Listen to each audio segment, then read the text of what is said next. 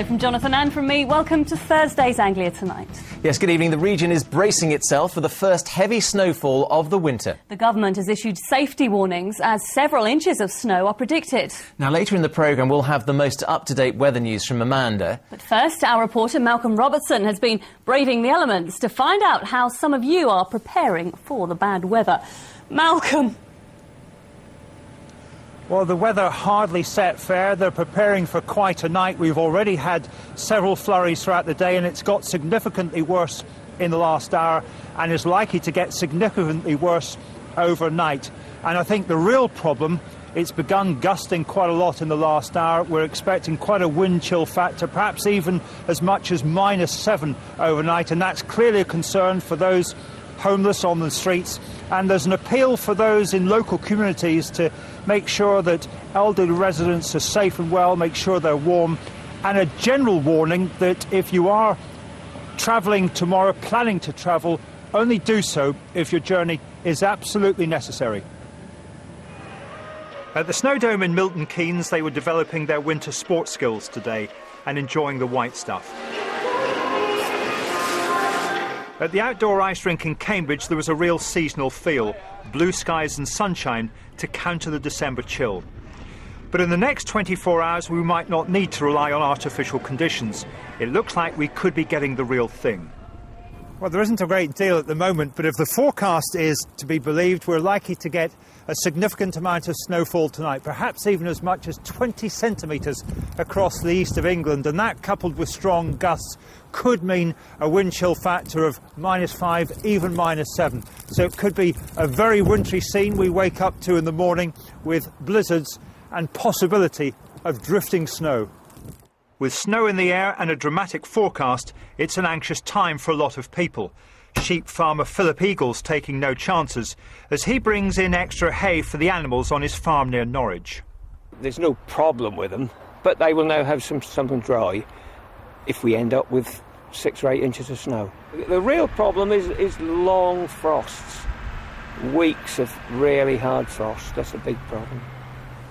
The Winter Comfort Hostel in Cambridge provides food and shelter for the homeless. For those who live on the streets, nights like tonight are always a worry. Any time of year it's big, but particularly this time of year it's going to be really, really important because people could obviously die in sub-zero temperatures, and so we're going to offer as many people places as we possibly can. Last winter was one of the coldest in recent years, with more snow than we've had for some time. If the next few days do prove to be bad, there'll be the usual warnings not to travel unless the journey is essential. And of course it's likely to be a busy time for the emergency services. First thing in the mornings, we're prepared for all the early morning road traffic crashes. Later in the day, we see an increase in the elderly falling over. And then at night, it's the nightclubs, alcohol and skimpy clothing has its own hazards. And of course, bad weather is always a concern for the elderly. But what better way to keep warm than a bit of community singing? And at the Oasis Day Centre in Wisbech, it's good old country music for the folks.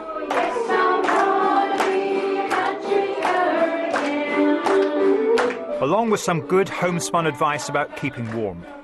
Sensible food, hot drinks. By putting draft excluders around the door. The more layers you've got, the better it is, because it traps the air. The forecast is for bad weather. How bad will probably only become apparent when you wake up in the morning. Well, let's head back to Malcolm now. Malcolm, from your report, we saw that it's fairly blizzardy today. We can see where you are now. It's not terrific. How bad is it going to get?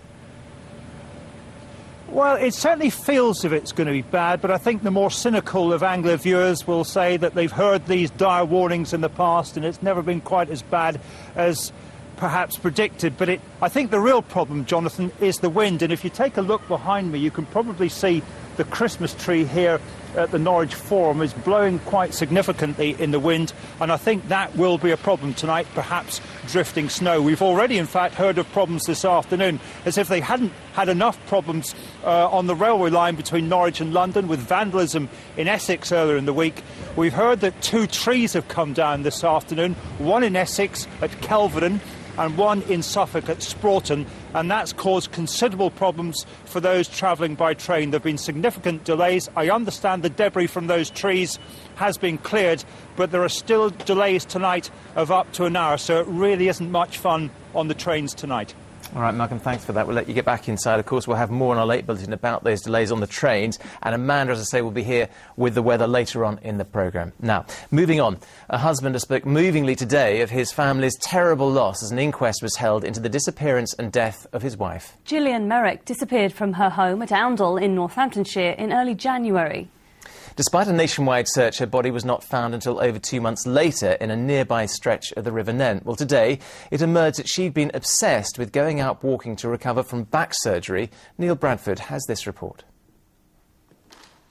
The Merrick family's year is ending just as it began, with immeasurable pain. It's almost a year since the mother of two went missing from her home in Northamptonshire.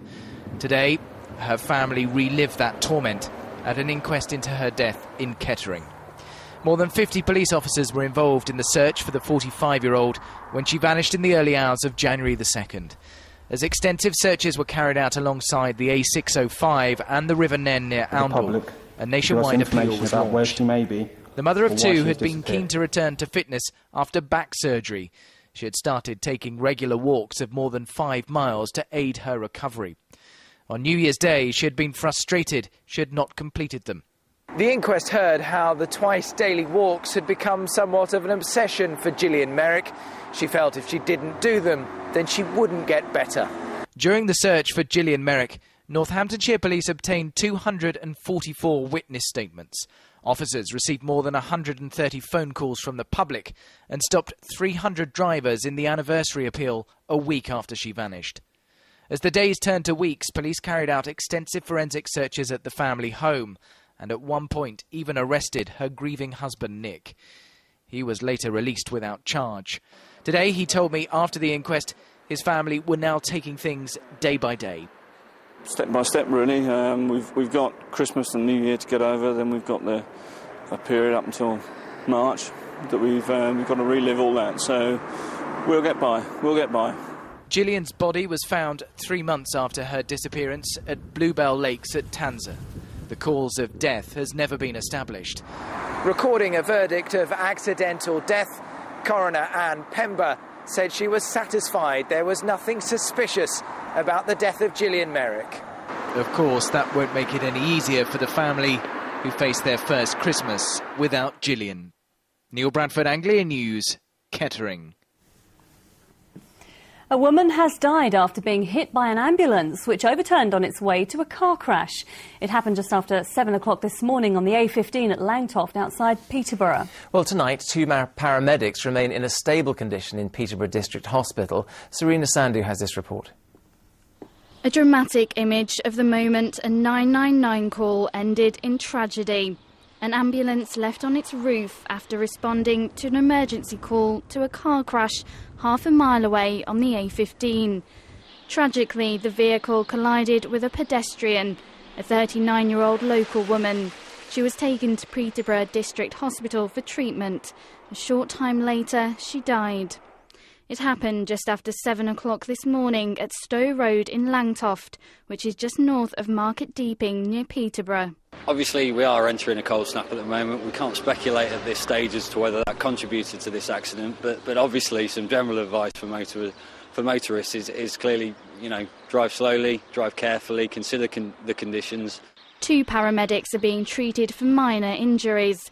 An investigation's now underway to determine what caused this tragic accident. Serena Sandhu, Anglia News.